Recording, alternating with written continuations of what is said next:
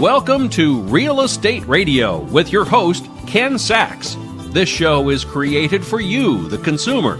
Our goal is to empower you with information and education, thereby giving you the tools needed to make informed decisions when it comes to real estate. Real Estate Radio is brought to you in part by the Spokane Association of Realtors. Now, here's your host, Ken Sax. Well, greetings. Once again, I am your host, Ken Sax. Thank you for joining us on Real Estate Talks. Well, we've had quite a busy week here. Myself and I am here with Cynthia Gustafson and Tom Hormel. Say hello. Hello. Hi. Both Spokane Realtors, as well as involved heavily in the government affairs here locally. We were in Olympia, folks, last week, and we were there defending you and your rights to do with your land, your real estate, what you wish, to speak with our legislators about different legislation that could really impact you and adversely impact you. 20 folks from Spokane joined approximately 500 realtors from across the state. So that's what we're here to talk about. Again, thank you for being here. Guys, let's jump in. Yeah. What went on last week and what were some of the big wins? Well, last week was great. Like you said, 500 realtors across the state. We're in Olympia. We were there to meet with legislators and talk about property rights and protecting homeownership. We talked to legislators about affordability and increasing the low inventory of supply that we have across Washington State, especially in Spokane. We have low inventory right now, and we need to see there's more affordable ways of getting housing, more incentives for people to be able to purchase a home rather than renting. We talked about student loan debt, and we talked about protecting rural housing supply and protecting the rural water supply, which is known as the Hirst decision that affected us greatly last year. And we had a big win on that. And we're pretty excited to talk about that today. Good. And talk about what it means for our homeowners and our landowners here in Spokane County. You bet. Where would you like to start, Tom? I think you got to start with Hirst. Yes. Let's do it. Hirst. So, what the heck is that and what happened? For those of you don't know, October 6th of 2016, the state Supreme Court put an injunction pretty much or passed a ruling that stopped all rural wells from being allowed in the state. Some counties ignored that order. Other counties raced to fix that order. I will tell you in Spokane County, our county officials were amazing. They immediately went to work on putting together a water bank and doing other things that are now aren't going to be as used, but that's because we got the Hirst bill fixed 11 days into the session. So essentially what that would mean to me, a landowner, I want to build my dream home, my retirement home, is when that passed, my piece of dirt became just that, a piece of dirt that I could not bring water into, essentially worthless. Well, not worthless, but dirt. Definitely worth a lot less than it was. And this bill completely flips that on its ear. If you're in the Wyra 55 or the Little Spokane River watershed, you can now get a well at 3,000 gallons a day. And most of the state is back to the 5,000 gallons a day that was allowed under previous water law. There are a few counties and areas in the state that didn't get included in this bill, and thank God we're not in those areas. If you were in the Yakima Basin or the Skagit Basin, those areas still have the same water moratorium that was imposed by Hirst. But the rest of us now, if you're looking to build on a piece of property, go down to the county, apply for your building permit, pay the $500 fee to the Department of Ecology for the well, and you can go dig a well. That doesn't guarantee that you'll find water. Sure. But if you find it, you have the legal right to use it. And that is so huge. I recall when we were in Olympia and word came out just after about 9 p.m. Thursday, someone at our table was sitting on a lot in Spokane that they had priced about $100,000 less than what the seller had paid for it, and like that He said, I should take it off the market, put it back on. It now gained at least $100,000 with the ability to bring water in. Yeah, it's not a park anymore. Yeah, It's I mean, a parcel that's that the can be built on. impact. Changing people's lives. Changing people's lives. Yeah, you bet. Well, that's a huge win. Yeah. God, we could almost just end there. I mean, that's it, right? Mic drop. Mic But there's drop. more. There is more. Okay. Yeah, there's a $300 million funds project that is going to be allocated to making sure the planning efforts to restore the inflow streams and aquatic habitat, that's going to be looked at over a 15-year period. And the money that is acquired in each basin or watershed will stay in that watershed. Excellent. So for instance, the Little Spokane, it will stay in Little Spokane to be able to further that research and make sure that the flows are meeting where they should. The other huge thing that came out of this, Ken, is Yeah. we had some of the legislators that were holding up the capital budget due to the Hirst bill. They said, if you're not going to fix Hirst, if you're not going to allow the people to use their lands, we're not going to pass the capital budget. So with the passage of Hirst, was also the passage of the capital budget. And in that capital budget were roughly $4.5 billion in construction projects around the state. So that's a massive cash infusion into our state. People will be working, people will be, commuting to jobs because of that. Schools will be built. Schools will be built. There's just a lot that went into this. So with Hearst being fixed, we also got the capital budget. So it was a double win in the same evening. Sure, the ripple effect of The that. ripple It's effect. just Yes. incredible. Happened in one evening. It's just incredible, and it was very exciting to be a part of that, to be there and to almost witness that. What's next? What else did we do? Well, talking to legislators about increasing the housing supply and affordability. Inventory. So anybody out there who has recently been a buyer or you are a buyer, you know exactly what we're talking about when we say there's a shortage in inventory across the state. And one of the things, and Tom, you can probably reach on a little bit more than me, is the condominium construction laws, including the liability and insurance reform, and be able to lessen that restrictions to be able to build more. And we want to be able to do that more in our cities. Yeah, some of the condo laws scared developers and condo builders away. And we're trying to reverse those laws, or at least bring them into something more palatable so that you will have condo development and not just apartment building. We've all seen lots of apartments go up and not a lot of condos. And as long as we have a growth management act that's not allowing us to build out, the only other choice is to build up. Sure. So we've got to fix that problem. This was also the first time I've been going to Hill Day for 17 years, and this was the first time that I heard both sides of the aisle talk about we have to look at changing the Growth Management Act, at figuring out how to keep it in place, how to keep its effect in place, but still allow our cities to grow at a reasonable rate and keep housing affordable, because that's the key word. Something that's affordable, if you tell somebody in Seattle what our average price is in Spokane, they giggle and think they'll take 4 of them. But for the wages and the jobs and everything else we have in Spokane, there are people that would tell you that our median price is completely unattainable and unaffordable. So we still have to look at how do we make homes more affordable. Yeah, you bet. And if the builders who build and specialize in condominium development are scared to do that, well, that's a direct impact, again, to our inventory. So that makes a lot of sense. Now, you mentioned the Growth Management Act. Is there a kind of a simple, quick explanation of what do you mean when you say that?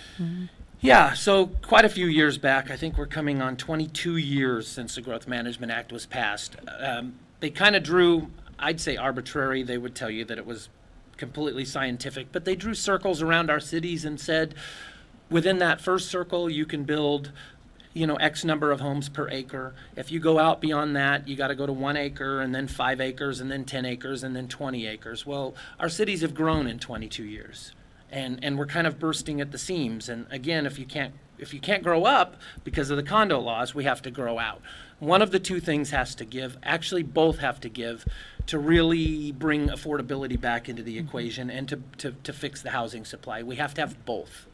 And decrease development from construction. So, I mean, all of that comes into play with increasing the affordability, like Tom says, and our low inventory. I mean, we really are at an all-time low right now, and being able to have those incentives to get homeowners out there to purchase. Sure, and to revise an act that's approximately 22 years old seems reasonable, as how can we still apply it to today? So that makes all the sense in the world. We have about 2 minutes here before we break. What did you want to touch on next? You know, probably the student loan debt. Okay. We're trying to help student borrowers that have had a higher education get into the homeowner market, get into owning small businesses, and we want to be able to get them into the homeownership rather than renting. We don't want it to be an alternative to them going to higher education versus buying a home. Sure, we don't want the decision to be, do I want an education? Do I want an advanced degree? Or would I rather own a home? We don't want that to be the decision, right? Yes. Well, we don't want it to be, a punishment of why you can't start your retirement by investing in real estate Right. and having it be a deterring factor on getting a loan. Sure. So you have dreams and aspirations of owning a home. Well, don't get educated then, because that amount and those loans are going to prevent you from qualifying to buy a home. So, folks, I'm getting waves here from the producer. We're going to roll in to a 1-minute break. Real Estate Radio, Real Estate Talks with Ken Sax, Tom Hormel, Cynthia Gustafson. We'll be back with you in 1 minute. Is your child having trouble coping with a personal disability, but don't know where to go? Consider our friends at Breakthrough Incorporated.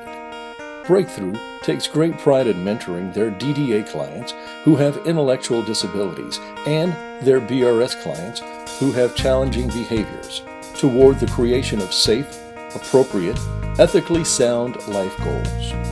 They integrate programs at school and home to enrich their lives. They work hard to make a positive difference in you and your family's lives. Breakthrough provides a highly structured, fully staffed residential setting in local neighborhoods. 6 in Spokane and 2 in the Tri-Cities. Diagnoses affect people differently, so their service to each resident is unique, giving them the opportunity to grow and evolve. For more information on Breakthrough, visit their website at breakthroughincorporated.org. Hi, this is Kurt Stockwell with Well Dressed Walrus. We are a local website design and development company here in Spokane. What we do is build beautiful, usable websites for local businesses. A website needs to be beautiful, it needs to be usable for your users, your customers, and yourself. Contact us anytime. We'd love to talk with you about your online marketing.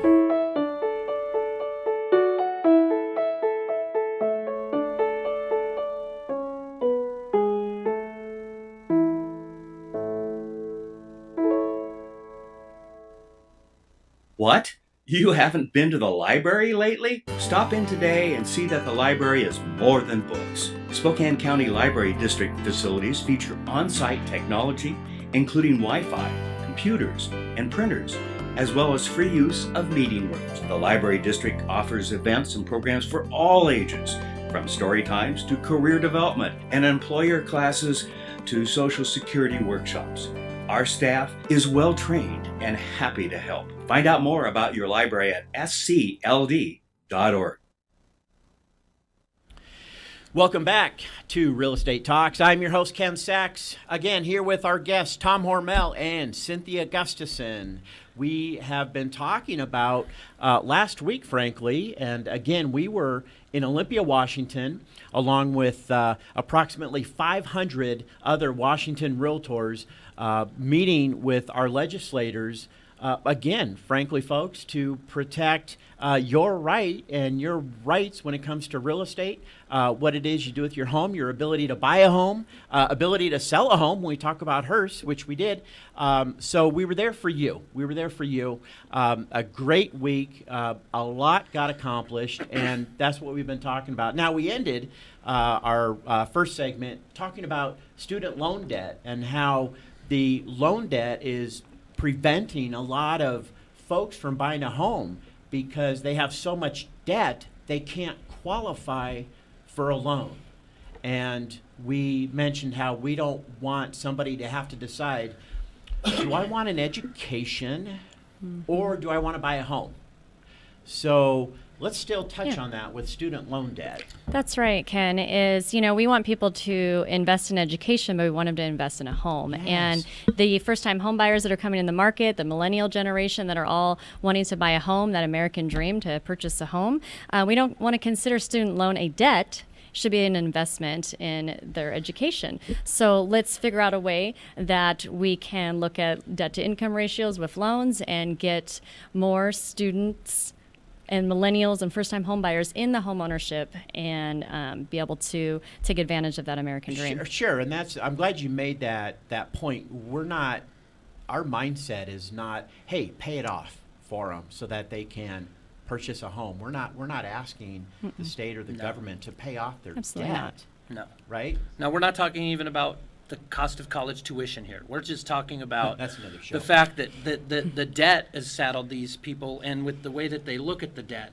Also involved in this is when the Consumer Protection Act, the Consumer Protection Bill that came out a few years back, when it was talked about mortgages and the default rates of mortgages and the fact that your loan had been sold 32 times and you have no idea who owns it. Right. That fell under a Consumer Protection Act, and somehow or another, the student loan companies have found a loophole to not be in that Consumer Protection Act. So part of the legislation that we've proposed is to bring them within that Consumer Protection Act so that there's notification to the borrower about who has that debt, where it's going, if it's being sold, so that we can manage those things. So again, we're not talking about paying off we're not talking about free college, right. All of that. That's a whole nother, I think that's a different channel. But we are talking about, it was really surprising to legislators when the realtors came to them and started talking about student loan debt.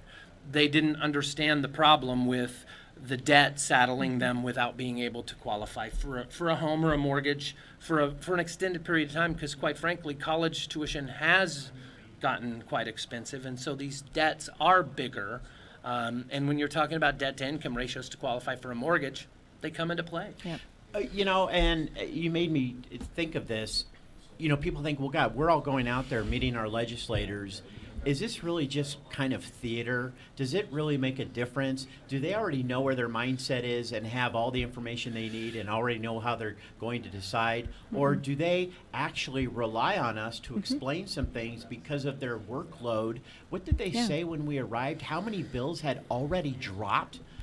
And they were a week in. I mean, there's so much legislation and proposals. They listen to us. Yeah, wasn't there 1,000 bills dropped already at the beginning of the session? How can you possibly Short keep that 60-day session, That's mind right. you. They keep it straight by dividing these bills into different committees and everything else. And firstly, just so that the listeners know, we're in what they call a short session. Yes. It's 60 days. So they have 60 days to accomplish anything. And in that 60 days, there's timelines of a bill can't come out after such and such a date, or you can't even listen to the bill. So everybody rushes to the market with their bills. They all get divided up into their little committees, and then the committees look at those bills and they decide which bill gets talked about at the hearing, at the committee level, or gets a hearing, or this, that, or the other thing. Hirst, of course, like we said, 11 days, done. Yeah. But Big it was win. tied to the capital budget. A Sure. lot of these other things, you get a lot of things floated in a short session that they're not actually trying to get passed. They're just trying to see what the temperature is towards those types of bills. I mean, we've talked about lots of them.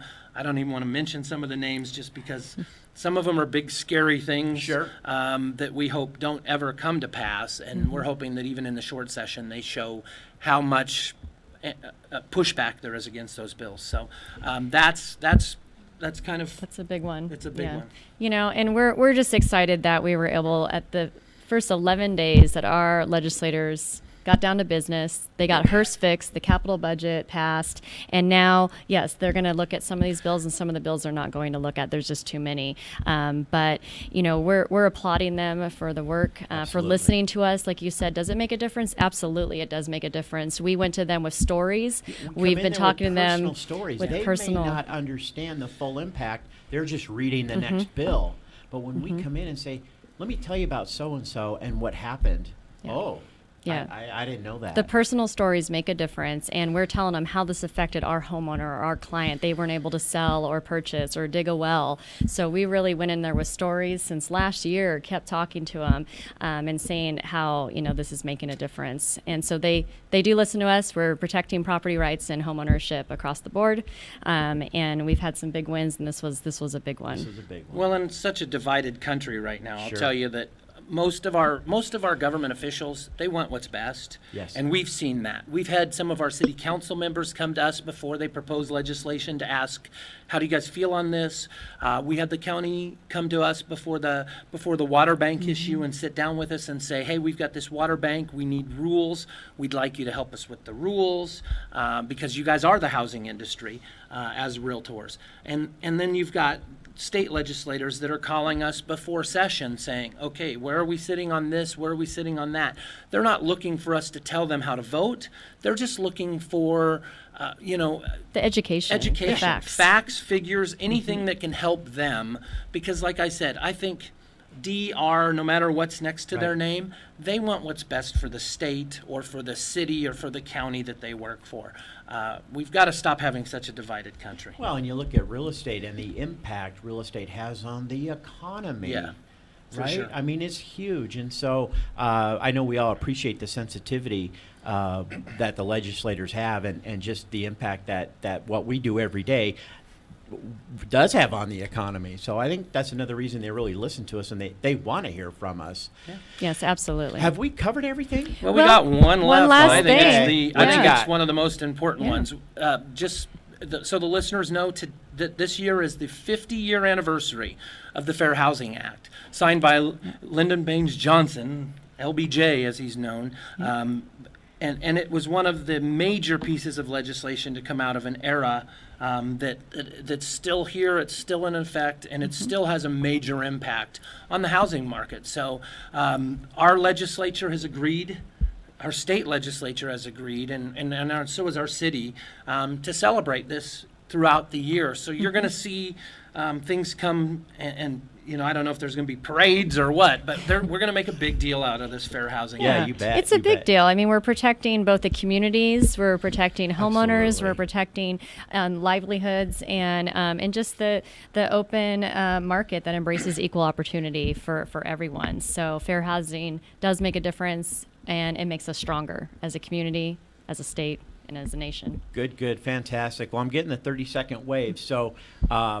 inventory, we need more homes to sell. So Yes. that's what we're talking about. The Hirst decision, go punch a well. We can put a well in now, depending on where you are. Talk to an attorney, but here, punch a well. And student loan debt and one's ability to buy a home and not be burdened with student loan debt that would prevent them from buying a home. And of course, the 50th year celebration of federal fair housing. Whoo! It's a lot. And we did that in about 4 days over in Olympia. We did. And by the way, all the listeners out there, call your legislators. Yes. Talk to them about the housing supply and the affordability issue. If you've got a story about how you were trying to buy a house and couldn't buy the house or couldn't find anything that's affordable, call your legislators. They need to hear from you. They make decisions based on who talks the loudest sometimes, and they need to hear from the people saying, you've got bills on the floor to make housing affordable and to open up the housing supply. We need those to pass. We need the condo legislation to Right. pass. And your calls make a difference. Yeah, don't just leave it up to Yeah. somebody else. And you can go to the legislative website, www.wa.leg.gov, wa.leg.gov. And it'll lead you to your legislator and their contact information. Fantastic. Tom Hormel, Cynthia Gustafson. I can't thank you guys enough. This is one of the shows I just could introduce you and then leave. You guys are so awesome. You're so knowledgeable. Of course, you're so passionate. We need you. Thank you for everything you're doing. Folks, thank you for joining us. You've been listening to Real Estate Talks with Ken Sax, and we'll see you next time. Real Estate Radio is produced in Spokane, Washington by SpokaneTalksOnline.com, which is solely responsible for its content. Ask Ken a question, recommend a guest, and hear this program again online anytime at SpokaneTalksOnline.com. Real Estate Radio is brought to you in part by the Spokane Association of Realtors. We wish you a great day.